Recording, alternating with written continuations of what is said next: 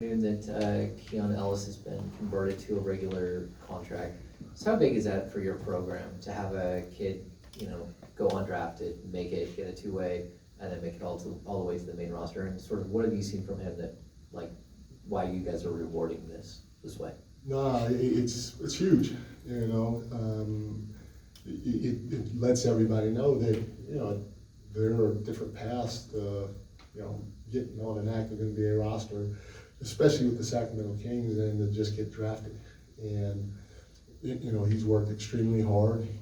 He had a really good year last year with Stockton, and the opportunities that he's got this year so far.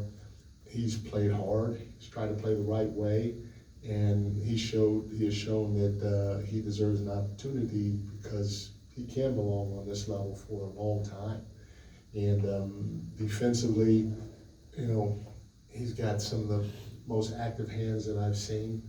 The deflections that he gets, maybe not the block shots, but the change shots, or at least having the offensive players think about where he is when they're going up into their shot, the ability to navigate the pick and roll defensively, and then the ability to hit an open catch and shoot three has been really good, and fantastic teammate, always ready to play when you call his number, whether he's going to get 30 seconds or 20 minutes, or he's going to start like he did against Oklahoma City and Portland, and he's going to leave it out on the floor. So I'm really excited for him and his family. It's a well-deserved opportunity, and looking forward for him to be a part of this program for a while.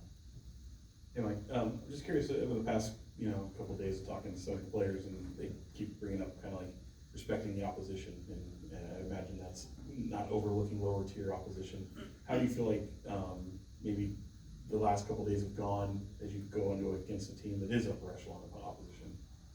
But this league is hard, and it's very easy because everybody does it. I mean, I'm not talking bad about you guys, but you guys do it. The fans do it. If there's a team that comes in here with not a good record, or they're missing players, you just expect to win. And you should have the belief that you're going to win, and you should take every opponent like it's your last game.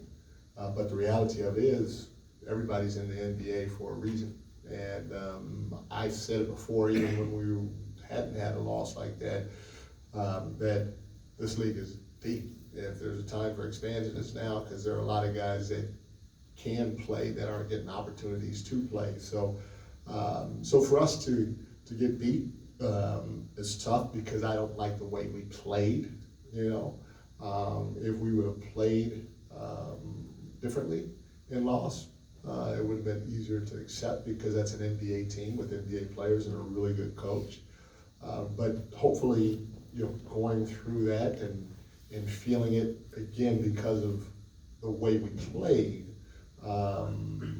will resonate, for the rest of the year, that, hey, every game we got to come out here and we got to play to win, play the right way, no matter who's in front of us. And, tonight you're facing NBA champions with, what is he, 5, 6, 7, 8, 9 MVP, whatever Jokic is, or whatever he deserves. So it's not going to be an easy task, but just like the last game, we got to step up to the plate. We got to play the right way, and sometimes you can play the right way and not come out with a win. And if you at least play the right way, and you look at yourself in the mirror and say that you did what you could do to try to get that win, sometimes it may not be your night, but you sleep better and perform better from it.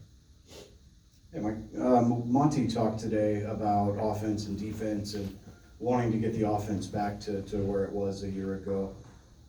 Given your focus on the defensive side, I just wonder how much you've kind of had to I don't know, push or pull or ask for patience and what you're trying to implement and achieve here, given, that maybe there might be some impatience with trying to get the offense back to where it was.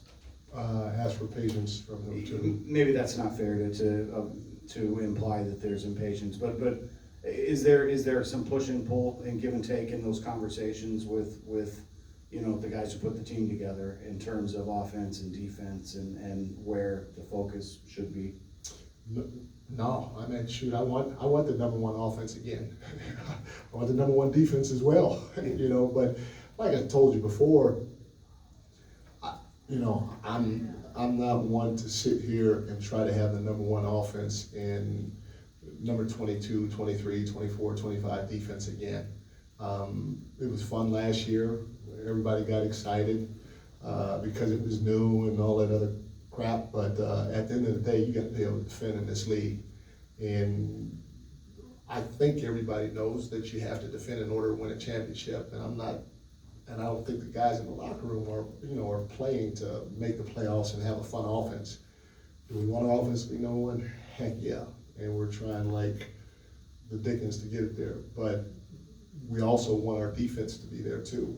And I truly believe with the team that we have, that can be accomplished, and that's what we're gonna try to do, because at the end of the day, I'm not gonna be satisfied making the playoffs and getting beat in the first round and having a top 5 offense out on the floor. That's not fun for me. That's not fun for, I don't think, anybody in this organization. And that's not what we're competing for. And you guys have known it. You've seen teams in the past have great offenses during the regular season, year after year after year, and come playoff time, they just get the boot. And I ain't trying to get the boot. The boot. Mike, Monty also mentioned pace. That's one thing that he thinks where you guys need to get your pace back to where it was last year.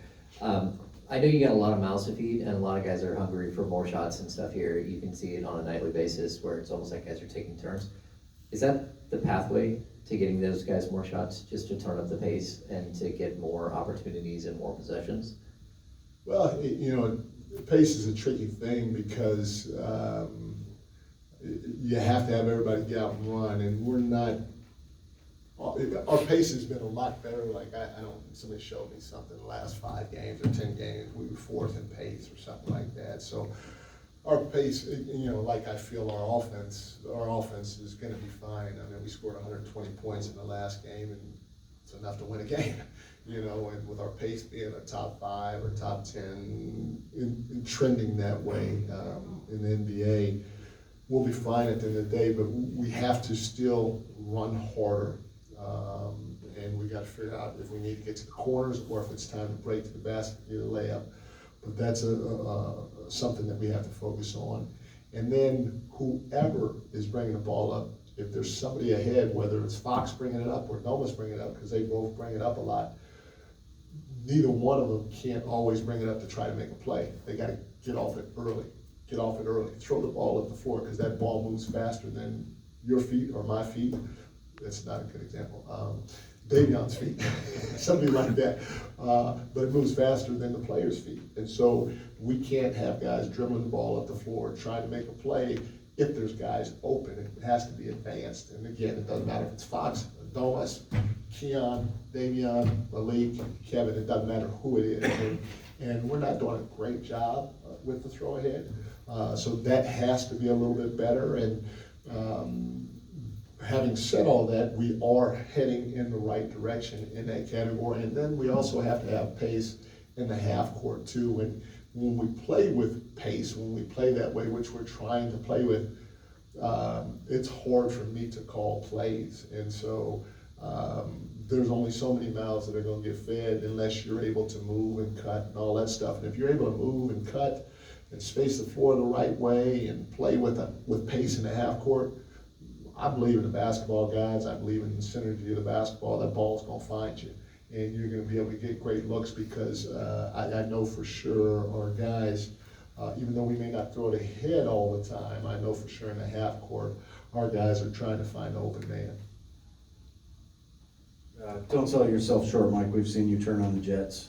Yeah, me too. I can turn on the effing Jets. I don't know about you. Oh, okay, he said it closer. He was real soft with his stuff. You gotta say it right, Jay. Say it right. Say it, we gonna be okay. They ain't gonna fire you or nothing. All right, foot race right now in the practice. Oh, I want it. You too?